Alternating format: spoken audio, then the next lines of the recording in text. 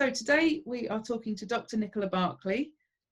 Nicola, if you'd like to introduce yourself. Yes, hello, thank you, Emily. So my name is Nicola Barclay. I'm a sleep scientist here in the Sleep and Circadian Neuroscience Institute based at the University of Oxford. I currently teach across a load of different topics about sleep medicine, mainly to clinicians, but also speak to the general public about sleep and sleep health. Perfect. So this month, obviously, the topic is weight gain. Now, as I've discussed with other experts in other webinars, one of the primary reasons for weight gain in perimenopause is the body desperately hanging on to estrogen and keeping that in fat cells. However, there are quite a few other things going on, and because so many people experience insomnia and disrupted sleep, I thought it was useful to have a chat to you about how that can impact on weight gain as well. Absolutely. As we know, sleep is implicated in every health outcome, and of course weight gain is one of those. So there's several ways that sleep is associated with weight gain and the development of obesity. And we think about this relationship as a bi-directional relationship. So poor sleep can obviously contribute to the development of weight gain and obesity, but also weight gain can contribute to poor sleep. So let's think about both of these different mechanisms and the mechanisms underlying these two different pathways. So first of all then, how can poor sleep contribute to the development of weight gain?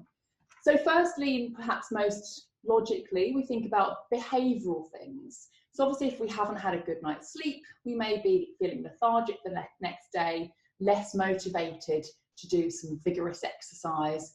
So we're decreasing our physical activity. We may also then seek out really high calorie, rewarding food. And we know that with disrupted sleep, the brain areas that are associated with reward are heightened. So we're more likely to get more gratification from that sugary and high fat food. So that's one pathway, so behaviorally. But we also have a hormonal change that occurs with poor sleep. So when we experience disrupted sleep, we have a change in the satiety hormones. So the satiety hormones, leptin and ghrelin. So leptin is thought to be a satiety signal. So it tells us when we're full. And we see that levels of leptin decrease when we are sleep deprived. So that satiety signal is decreased, so that's going to stimulate searching for food. But we also see on the other side of things, ghrelin, which signals that we're full, decreases. So we're more likely then to have a greater increase in motivation to eat. And we also see a change in neuropeptide Y, which also increases the hunger signal. Okay, so then we're seeing these changes in these at the hormonal level, but we also see changes at the metabolic level. So when we are more active, we're obviously increasing our metabolic rate. So our energy expenditure is going to be greater. So we might think, okay, well, if we're not sleeping, we're going to be tossing and turning during the night, we're going to be expending more energy.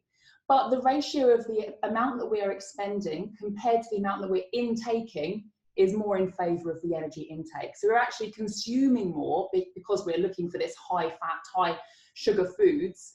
And the amount that our body is metabolically using this energy is less than the amount that we're intaking. So we're seeing these changes behaviorally, hormonally, and metabolically, all creating a perfect storm to increase weight gain. So let's think about the other mechanism there, where I was talking about obesity contributing to poor sleep. So obviously we might think that if we're overweight, it may be more difficult to get comfortable during the night. We may be more likely to be warmer during the night, and also that's going to occur during perimenopause as well, where our heat is going to be, our body temperature is going to be increased. So that can make it very difficult to get comfortable during the night. But also we see one of the main characteristics in sleep in obesity is the occurrence of obstructive sleep apnea.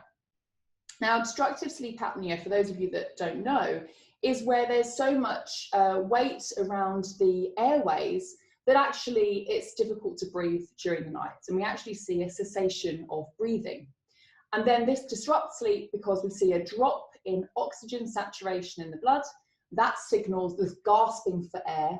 And so frequently individuals with obstructive sleep apnea will have frequent wake-ups, arousals during the night of between 5 up to about 30 arousals per hour of sleep. So that is obviously really disrupting sleep. It's disrupting oxygen in the blood. It's also having cardiovascular effects and serious knock-on effects on the heart. And actually the first recommendation for individuals with obstructive sleep apnea is weight loss.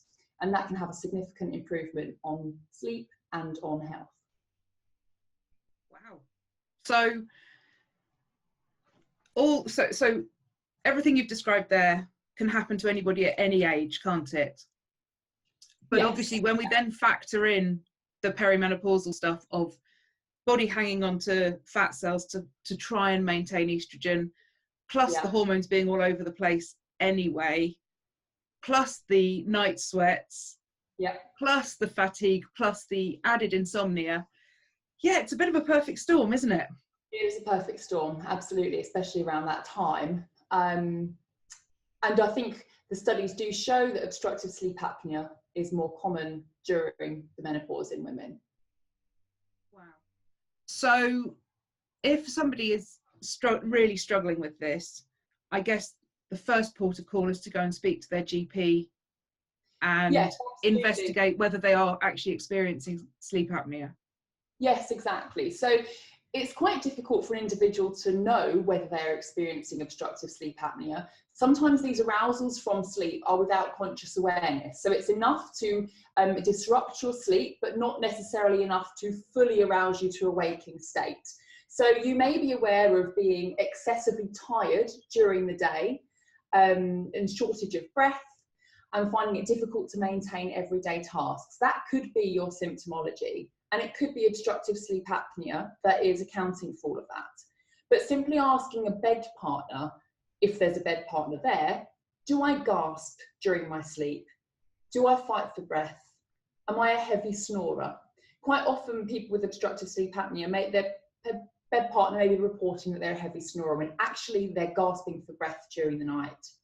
So if there's an indication that this is happening, then go to the GP and they will be able to do a simple screening test, which will just be a number of questions, which gives you an idea of risk for OSA, obstructive sleep apnea.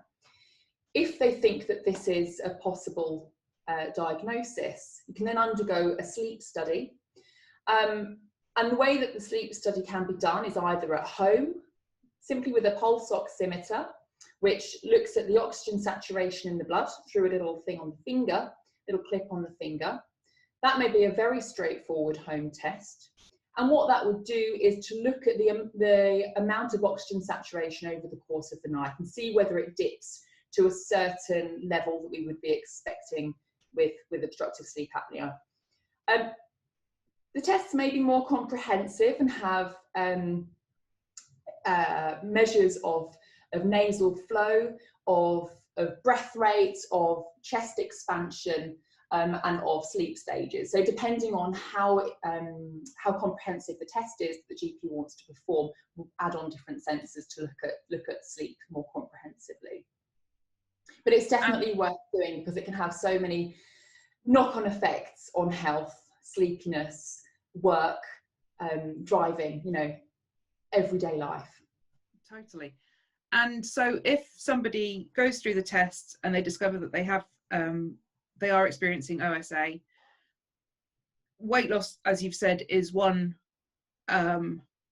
route to take, which obviously is difficult because we've already discussed why that person might be gaining weight because they're exhausted all the time. Are there other treatments that the doctor could diagnose by, whether it's tablets, whether it's I don't know. So in fact, the best treatment for obstructive sleep apnea is continuous positive airway pressure. This is what's called CPAP. So CPAP is where individuals would wear a mask during the night, and depending on the level of obstruction, this can either be simply a nasal mask, or it can be a nose and mouth mask, which is hooked up to a machine which delivers pressure, doesn't deliver oxygen, it's delivering pressure to splint open the upper airway, to stop the weight from pressing down on the airways, to stop that closing. So it acts as a splint to open the airways. Now, it can be quite difficult to comply with this treatment because it's quite invasive, having to wear a mask at night time with this amount of pressure. And we see that people have good outcomes if they use this for at least 4 hours per night. Ideally for the full night, but we're not going to see any improvements unless it's at least 4 hours over the night. So obviously it's quite difficult to adhere to this because it's very invasive. It's not particularly sexy if you've got a partner in bed with you. It can be noisy, but the improvement that we see in people's sleep and in their health is second to none. So for those individuals that can stick with it, if they do have serious sleep apnea, then this is a viable treatment for them. So if somebody uses a CPAP machine, would they need to use that then forever, or can this right itself? It's not necessarily a cure. Okay. So it's acting on symptoms, and it's improving daytime life and quality of life through management of those symptoms. But that obstruction will always be there if the weight is there. Wow. That's just, I never knew all of that, so that's brilliant. Thank you very much, Nicola. It's actually how many people are using CPAP effectively. And initially they can say that it's awful to use, but actually it's improving their life so much that they wouldn't want to sleep without it. Yeah, I've heard of people using them, but I'd never known how they worked and quite how big an improvement they could give on people's life, which is, brilliant. So yeah, and the technology is always improving. So they're always trying to make these machines smaller and quieter and more tolerable. So as time goes on, these machines and the masks will become a lot more slick. And they actually are looking pretty slick these days to what they were like 30 years ago. Okay. And out of interest, one last question for you. Is sleep apnea more common in women or men, or is it across the board? It's more common in men, less common in women, partly due to collar size. So we're more likely to see men with thick necks and weight around the chest and around the upper airways. But then when it does occur in women, it is usually around the menopause time. Thank you. That's been so interesting. Thank you very, very much, Nicola. You're welcome.